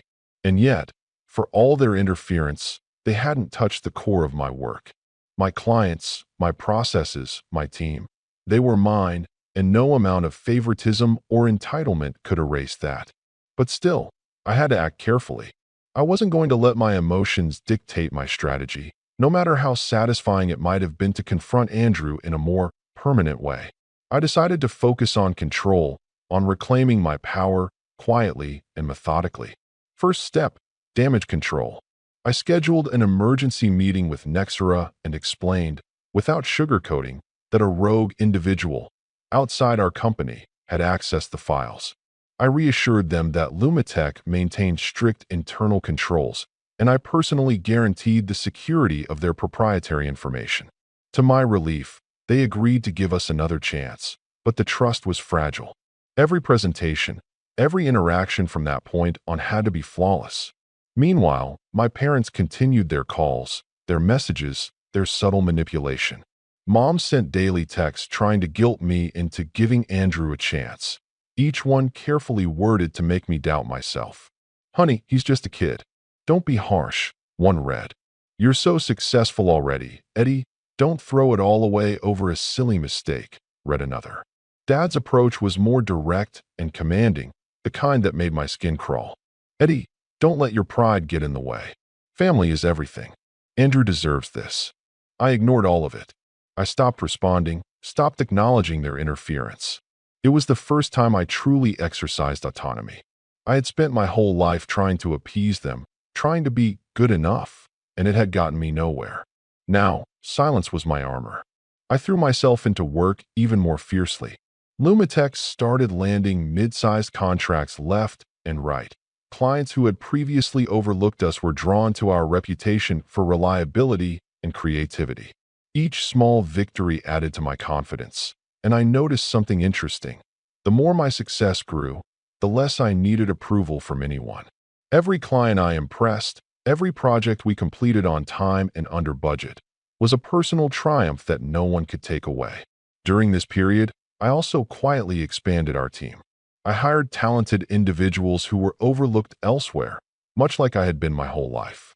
There was a coder who had been dismissed from multiple startups because of lack of pedigree, a project manager who had left a corporate job after realizing the company valued connections over skill, and a designer who had struggled to find a platform that valued her creativity.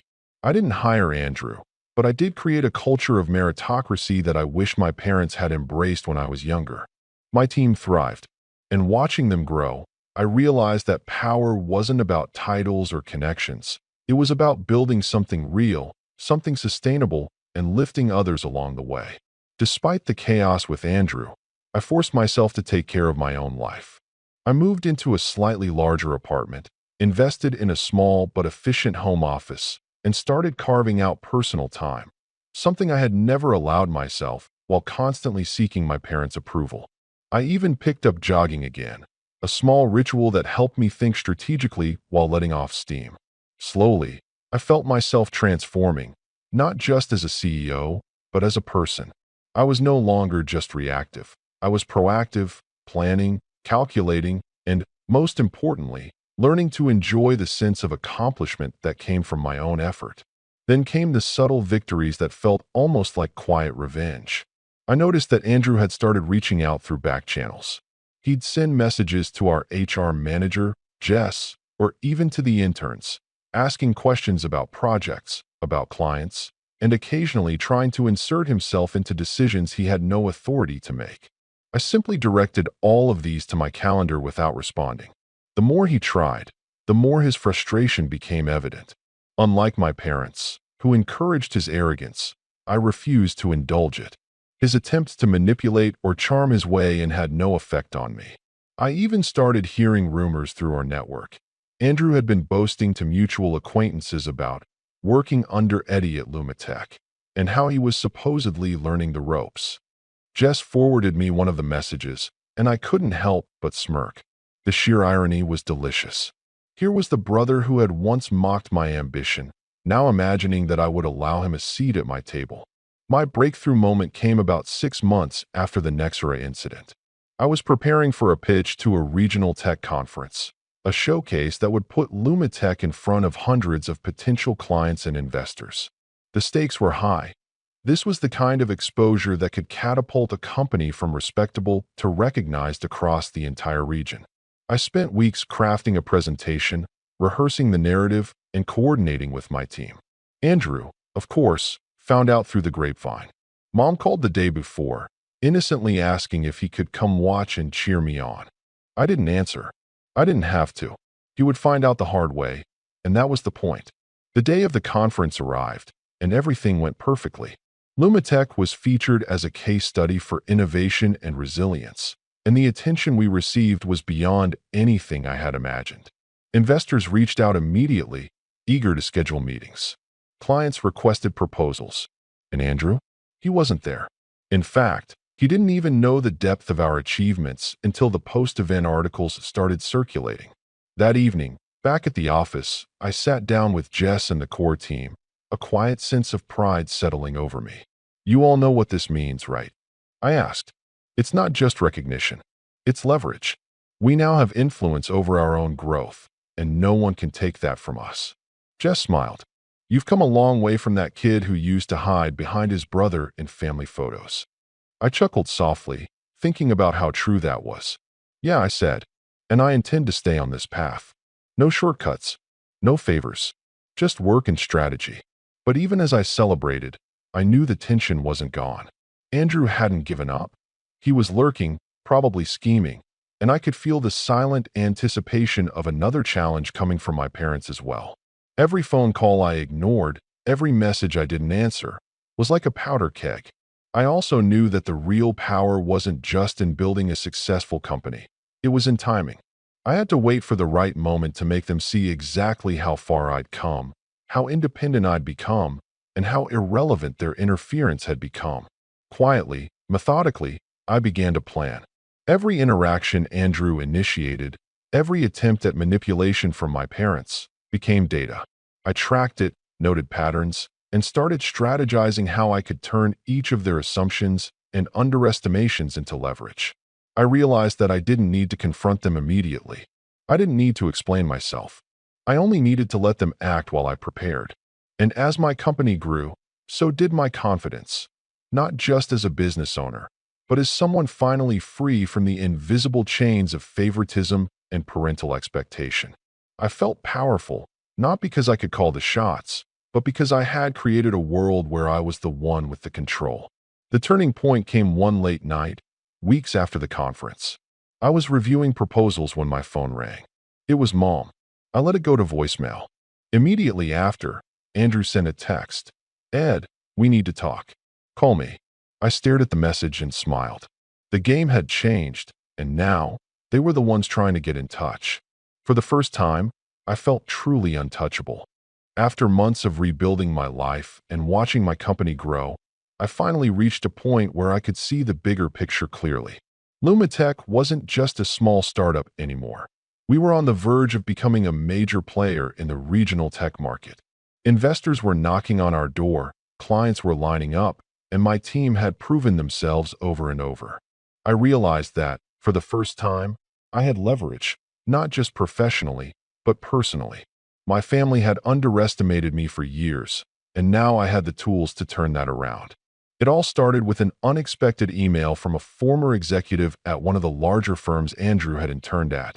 She had heard about Lumitech through industry contacts and was curious about our growth trajectory. After a couple of calls, it became clear that she had insider knowledge about Andrew's internship program and some of the decision makers in my dad's network. She casually mentioned that several clients who had previously worked exclusively with Andrew's company were now considering partnerships with Lumitech, especially after our recent showcase at the tech conference. That caught my attention immediately. I began connecting the dots. My dad had spent years building a network that was supposed to benefit Andrew. But as Lumitech grew, I realized that network wasn't untouchable. Key players respected results over favoritism, and suddenly, my family's connections were starting to bend toward me. It wasn't just a small victory, it was a turning point. I could finally compete on the same level, and more importantly, I could do it from a position of authority. One afternoon, I called Jess into my office. "I want to expand our client outreach," I said, pacing. "But we need more than just cold calls. We need to leverage connections, people who respect results, not titles." Jess raised an eyebrow. "Like who?" "I've got a contact from a former exec at Andrew's internship program. She's willing to provide introductions, and there are a few clients who've expressed interest in moving their accounts if we show them we're capable," I explained. "If we play this right, Lumitech won't just grow. It'll dominate this sector in ways my family never anticipated." Over the next few weeks, I quietly orchestrated a series of strategic moves. I reached out to potential clients Andrew had been groomed for, not as favors, but as business proposals backed by real results. I also started documenting every success, every testimonial, every project that went above and beyond expectations. I wanted to build undeniable proof that Lumitech's growth was organic, driven by talent and effort, not family influence. Meanwhile, Andrew continued to send messages, calls, and even occasional emails, trying to worm his way into my attention. Each attempt only confirmed to me how entitled he was and how unprepared he was for the real world. And each time he reached out, I quietly strengthened my position. I knew that patience was key. This wasn't just about proving him wrong. It was about letting him stumble while I solidified my dominance. One day, I received an email that made me realize just how powerful my leverage had become. One of the top regional tech magazines wanted to feature Lumitech as a rising star in the industry. They requested a profile piece, including interviews with me, my team, and a few satisfied clients.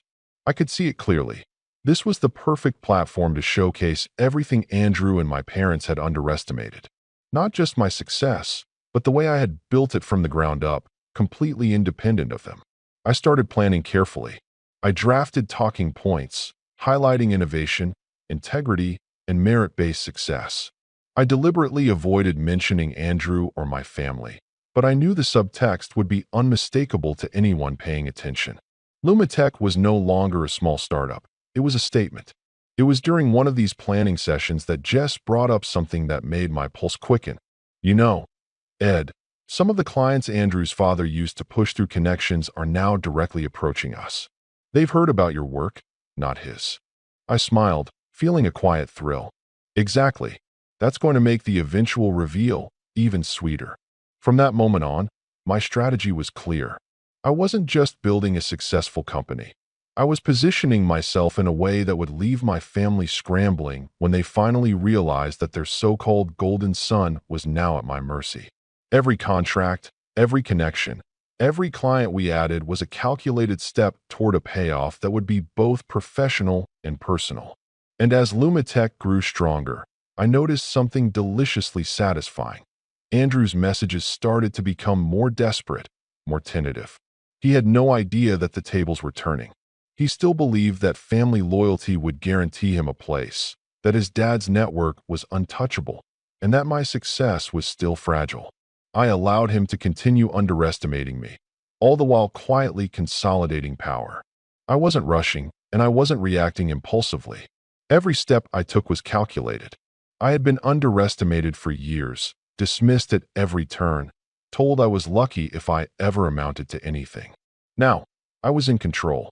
The final piece of the puzzle came when one of the clients who had previously been Andrew's target approached me with a tentative proposal. They wanted to meet, discuss partnerships, and see if Lumitech could take on their projects. I didn't act immediately. I let the inquiry sit for a few days, subtly testing Andrew's reaction through the grapevine. He noticed, of course. I could sense his anxiety growing, though he had no idea why. And that, finally, was the setup I needed. I had patience, leverage, and undeniable results. I had a company that thrived independently of anyone else's influence. Most importantly, I had a position of power where my family's assumptions, arrogance, and sense of entitlement were now completely irrelevant. It was time to wait for the perfect moment. Every call from Mom, every desperate message from Andrew, every subtle nudge from my dad only added fuel to the fire. The stage was set. I had learned everything I needed to know, gained the tools, and positioned myself in a way that would make the eventual payoff inevitable. The moment finally arrived on a crisp Monday morning.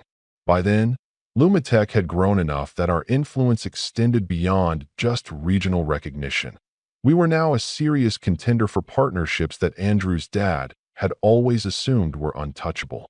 I had been quietly maneuvering, building trust with clients that my family thought belonged to Andrew, all the while documenting every success, every testimonial, every strategic win. Now, it was time to execute. It started with a meeting request from one of Andrew's dad's longtime clients, a firm my family had always assumed would automatically go to Andrew if he ever showed interest. The email was polite but firm. They were considering a partnership with Lumitech, citing our recent projects, efficiency, and innovative solutions. I smiled as I read it. This was the leverage I had been building quietly for months. I scheduled a video call with the client, presenting our proposal with confidence and precision. Every chart, every workflow, every projected outcome had been polished to perfection. I wasn't aggressive, I wasn't flashy. I let the numbers, the processes, and the results speak for themselves. Halfway through the meeting, I noticed subtle signs of approval from their team. The nods, the quiet murmurs of agreement. They were impressed. More importantly, I knew this would send ripples straight to Andrew and my parents without me having to say a word. Meanwhile, Andrew had started messaging me again, trying to insert himself into the process, as he always did. This time, I let him stew. I didn't respond.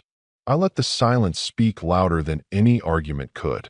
I knew he assumed he could charm or guilt his way into my attention, but by now, he had no leverage.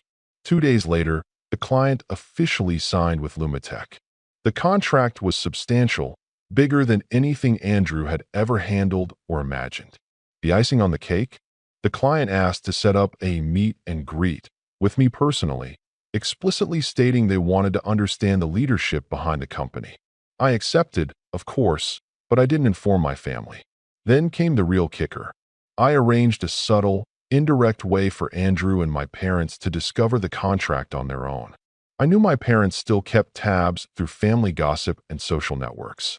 Within 24 hours, I started receiving passive-aggressive texts and calls from Mom and Dad. "Eddie, we heard about this contract. Is Andrew involved?" Mom's voice trembled slightly with faux concern. "No," I said calmly, sipping my coffee. "He's not involved at all. This is purely Lumitech's work." There was a pause. Then she asked, almost pleadingly, "But he's still your brother. Can't you at least give him a chance?" "I don't believe in unearned chances," I replied evenly. "He's welcome to apply and go through the proper process like anyone else. But until then, this contract, and the work associated with it, is mine to manage." Dad's call came later. "Eddie, this is ridiculous. Andrew has connections. He should. I manage my business on results and merit, Dad." I interrupted, letting the words sink. "Andrew hasn't earned a spot. This contract is proof that work and integrity matter more than favoritism. You'll see soon enough." The beauty of it was that my family's reactions were immediate yet powerless. Andrew started texting, then calling, his tone gradually shifting from casual arrogance to anxious panic. "Ed, what's going on? Why didn't I get a heads up about this? Why are all these clients talking to you directly?" I kept my tone calm, almost fatherly in a way that made the humiliation sting harder. "Andrew, you've been warned repeatedly. Merit matters here. You weren't qualified, and you crossed a line. If you want a chance, it has to be earned, and right now, you haven't even started." He sputtered, trying to justify himself, but I could hear the desperation building. Every argument he made only reinforced the point. His family's supposed protection, the golden boy status, the connections, they meant nothing here. Lumitech's growth, my careful planning, and my team's excellence had built a wall around success that even his entitled assumptions couldn't breach. And it wasn't just about Andrew. Mom started calling less frequently, her texts more tentative. Dad, who had always assumed I'd bend or cave under pressure, suddenly had nothing to leverage. Their golden son was now irrelevant to me, and they knew it. I let them stew for a few days, enjoying the quiet tension. Then I sent a brief email to Andrew, the kind that was calm, concise, and devastating. "You were warned. Learn from this. Apply yourself, or step aside." It wasn't cruel, it was fair. Every word was measured, calculated, and had the desired effect. Within hours, Andrew's attempts to meddle dropped to nothing. My parents, sensing the shift, began tiptoeing around their assumptions, unsure how to interact without being subtly embarrassed by the results. That week, the company continued its upward trajectory. A new client from a sector that had previously been exclusively Andrew's domain reached out for a partnership. Another investor contacted me, expressing interest in scaling our operations. Every success reinforced the same lesson: merit, preparation, and quiet strategy trumped entitlement every single time. I didn't gloat publicly. I didn't make a spectacle. I let the results speak, and they screamed louder than any argument could. My family's golden boy, Andrew, was now the one scrambling to catch up, while I stood calm, confident, and completely in control. For the first time, I felt a deep, satisfying sense of closure, not from confrontation, not from shouting or yelling, but from the pure, undeniable clarity of power. I had built everything myself, and now, quietly, methodically, my family could see it. Their assumptions, their favoritism, and their interference meant nothing. And as I sat back in my office, watching my team celebrate another milestone, I realized something important. This wasn't just about revenge. It was about finally stepping fully into the life I had earned, untainted by anyone else's influence, and finally claiming my place. Not as someone overshadowed by family, but as the person who defined the rules. By the time the dust settled, the scale of the shift was undeniable. Andrew, once the golden boy, had lost every advantage he assumed was guaranteed. The contracts he thought he would inherit automatically, the clients he expected to charm with his last name, were now firmly in Lumitech's hands. His calls went unanswered, his emails politely but firmly redirected to HR, and the few attempts he made to charm my team backfired spectacularly. No one was willing to indulge him anymore. His frustration was almost tangible, each message dripping with desperation, but I didn't need to respond. My silence was louder than any argument. Mom was the first to crack publicly. She had started posting vague, passive-aggressive messages on social media, thinly veiled complaints about some family members taking credit for things they didn't earn.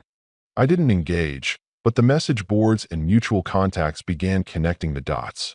People saw clearly who had worked for months, who had built something independently, and who had merely relied on inherited status. Mom's subtle manipulations backfired spectacularly, and her carefully maintained image of infallibility began to crumble. Dad tried his usual authoritative approach next. He called, attempting to reason, to lecture, even to guilt me into some concession.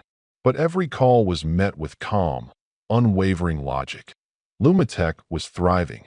Andrew had no role in our success, and the results were incontrovertible. Dad's words, once like a hammer, now fell flat. He finally seemed to realize that the network and influence he had spent decades cultivating couldn't override competence, and the look of quiet, stunned disbelief in his eyes during our last phone conversation was oddly satisfying. Andrew's fall was more dramatic. Within weeks, he was forced to leave his internship prematurely. The company had caught wind of his earlier misconduct with Nexera Materials and quietly terminated his placement. Rumors of his unreliability and lack of professionalism began circulating in industry circles, and I could almost hear the whispers when he tried to salvage relationships elsewhere. He was, for the first time, completely exposed. The golden boy was no longer golden. He was just Andrew, and the world, or at least the professional world, treated him accordingly. Meanwhile, Lumitech's reputation soared. The very clients who had been Andrew's targets now became our strongest supporters. Our team thrived, our projects multiplied, and I felt a sense of satisfaction deeper than any fleeting triumph could provide. The work we had poured into building something real, solid, ethical, and independent was paying off in ways I hadn't dared to imagine. Every deal closed, every testimonial received, every partnership secured was a small, but undeniable confirmation that I had done it all on my own terms. The final moment of clarity came during a regional tech gala a few months later. I arrived with my team, confident and composed. Andrew and my parents were there too, seated at a table near the back. Their eyes tracked me throughout the evening. First curiosity, then disbelief, and finally, a grudging respect mixed with humiliation. The irony wasn't lost on me. They had spent years trying to mold my life, trying to keep me small, and now they were witnessing, firsthand, how irrelevant their interference had become. I didn't gloat. I didn't need to. The contracts, the recognition, the influence, everything spoke louder than words ever could. At the end of the gala, a young investor approached me, shaking my hand enthusiastically. "Lumitech is exactly what the region needed," he said. "You've built something remarkable." I smiled, feeling the full weight of the journey behind me. The struggle, the betrayal, the late nights, the meticulous planning, and the unwavering commitment to proving myself. All of it had led to this moment. Later that night, I returned home, poured myself a glass of water, and looked at my phone.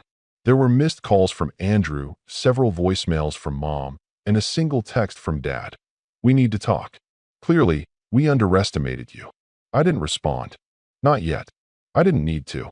They had finally seen the truth, and that realization, silent but complete, was worth more than any conversation I could have had.